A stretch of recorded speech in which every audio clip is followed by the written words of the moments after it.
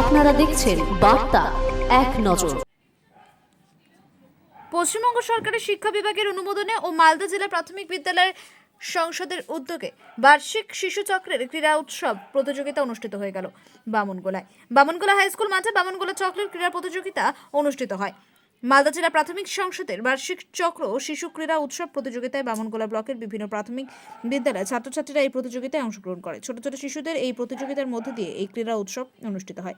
এদিনের এই অনুষ্ঠানে উপস্থিত ছিলেন বামনগোলা চক্রের এসআই সায়ন্তনী পোদ্দার, বামনগোলা ব্লকের বিডিও মনোজিৎ রায়, মালদা জেলা পরিষদের কর্মকর্তা পূর্ণিমা বারুই দাস, এছাড়াও বিভিন্ন সমস্ত স্কুলের শিক্ষক শিক্ষিকা এবং অভিভাবকেরা। আজকে আমাদের বামনগোলা হাই স্কুল প্রাঙ্গণে সবাই আমরা উপস্থিত হয়েছি। আজকে আমাদের বামনগোলা চক্রের বার্ষিক ক্রীড়া প্রতিযোগিতা এখানে অনুষ্ঠিত হচ্ছে এবং আমরা সবাই বামনগোলা হাই স্কুল প্রাঙ্গণে সবাই আমরা একত্রিত হয়েছি। আজকে আমাদের এই অনুষ্ঠানটা আশা করি খুব সুন্দরভাবে পালন করা হবে। কোথায় কোথায় কোন কোন স্কুল এখানে এখানে সকল প্রাইমারি স্কুল আছে। এই চক্রের বামনগোলা চক্রে টোটাল 53টা প্রাইমারি স্কুল আছে এবং 3টা জিপি মিলে টোটাল 53টা স্কুল আছে, প্রাইমারি স্কুল আছে। তো সব স্কুল থেকে এবং সমস্ত জিপি থেকে প্রতিযোগীরা এখানে অংশগ্রহণ করেছে।